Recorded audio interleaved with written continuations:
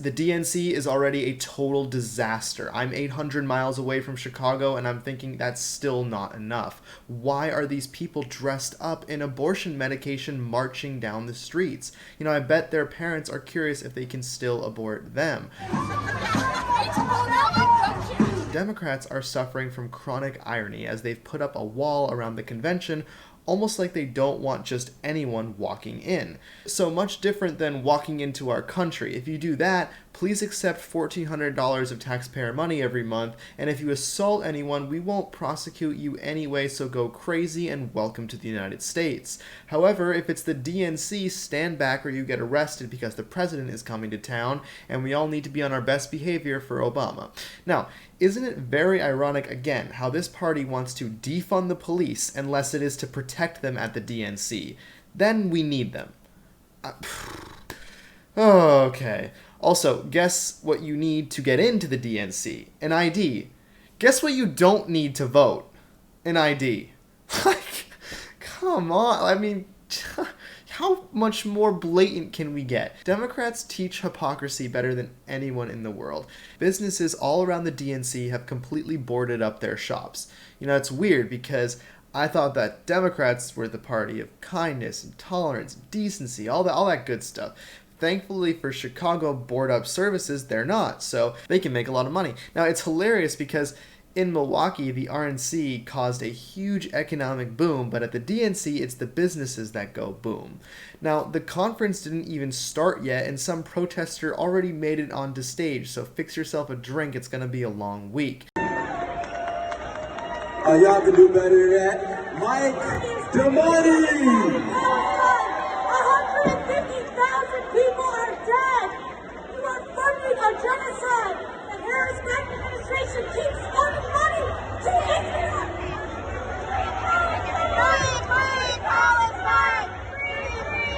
And where's Kamala during all this? Getting Doritos.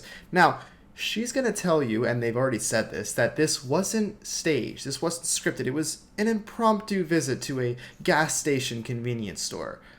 Okay.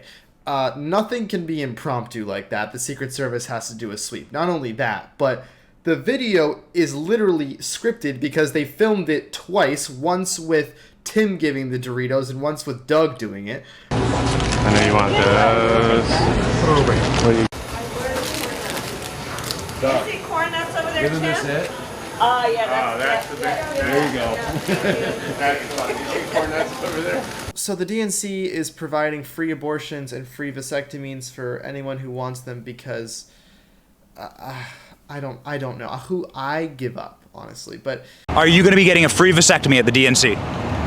No. They're offering free vasectomies, but they're on a bus. On the bus? Yeah. But I'm going to walk in right here. I'm going to be here for 4 days. Oh, so you're working here? Yeah. So you could get a discount.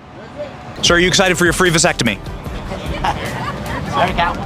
He's already got one. The protesters are all over already. 100,000 expected to descend over the convention. So good luck to the DNC dealing with the sequel of World War Z. Luckily, these protests don't send their best because we got LGBTQ plus people for a free Palestine. Whatever you do, don't show that group what Palestine does to gay people. Now, this is the aerial view of the protest. Imagine just trying to get to work and then this is in front of you. I mean, you definitely just call in sick, right? There's not enough money in the world to walk through that. Also, guys, you gotta figure out what team you're on. So you're marching with Killer Kamala signs, and it's like, you do know how Trump feels about Israel, right? So nobody tell them, though, because we need them to just not vote. We need that base to just not vote. Just look at some of these scenes, by the way, that are already coming out of the DNC. Does this look anything like the RNC to you? I can't quite point it out, but it would seem like there's a lot of flags that aren't American ones and an amount of police that rivals the Swiss Army. I'll tell you what Trump should do. He should sue the crap out of these protesters, not for marching, but for displaying this Project 2025 on his Trump Tower in Chicago. Now, this is some pretty hardcore defamation. You better hold on to your salt and pepper shakers, because that's pretty much the only thing you're going to be able to hold on to after the Trump team is done with you. Now, leave it to the people like Harry Sisson, though, to say that this is too good. By the way, Democrat influencers like Harry Sisson have been proven time and time again to be actually paid off by the Democrats to say stuff like this on social media. So don't worry, no one is actually that dumb to say something like that. It's just that they're getting paid.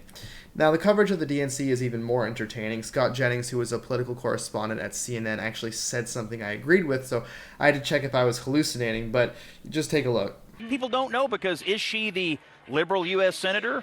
Is she the person who ran for president on the most far-left platform, even as far left as Bernie Sanders? Is she the vice president who tried to handle some issues with the border? Is she the person now who sends out unidentified spokespeople to walk back all of her previous positions? What we started to learn Friday is that she's the person who wants to institute all kinds of interesting government price controls and massive upheaval in our free market economy. So people don't know, but they're going to have to learn. And the challenge for Trump, and that's why the polling is moving, is that he's got to define her before she defines herself as something that she obviously is, which is a radical Democrat. He can beat radical Democrat. Generic Democrat, it's close. Radical Democrat, he's in the game. He's in the fight of his life. Independents are going to decide. They were with him. Now she's in the race. They're wavering. And the way to get them back is very clear. Hey, if you're mad about inflation, maybe we don't put the people back in charge who caused it. That's the message. Print it, frame it, hang it in the Louvre. What a novel idea. Do you think that some Democrats will flip because of that logic, or is it just too enticing to not have a border and have people shoplifting until businesses close? Because that does sound good too. Now, if you would be lucky enough to attend the DNC, please go to your assigned meeting. For example, if you are Hispanic, do not go to the Black Caucus meeting. If you are Native American, don't even think about going to the AAPI caucus meeting, because you're just not Asian American. Now, if you are white, just stay home. Still donate, but you are not invited.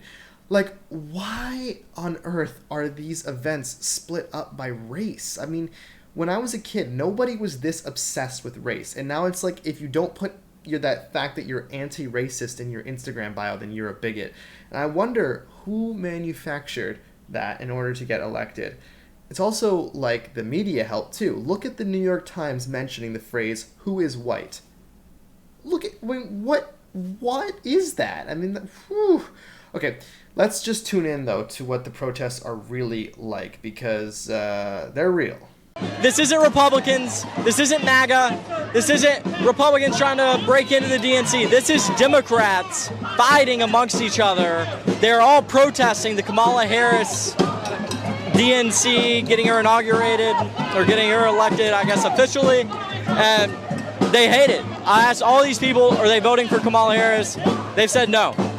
This is an internal war. It's going to help out Republicans tremendously. Democrats, you're in shambles right now. What's going on here? The border wall around the DNC is growing even as I make this video. There's more and more footage of the DNC putting up more wall in Chicago than on our southern border. Maybe it's because 8 groups, yes 8, have permits to protest during the DNC. This woman in Chicago says in detail that she saw several military vehicles on their way to the DNC. All these protests though, is this what the DNC deserves? Let's find out. Sadly for the Democrat Party, these 100,000 protesters they're expecting outside the convention center have as much sway on Kamala Harris and her VP pick, Walz, as the people inside the convention center. For 10 months now, John, we've seen the Democrat Party, we've seen Kamala Harris support and really allow this anti-American, anti-Semitic protest movement to flourish across the country.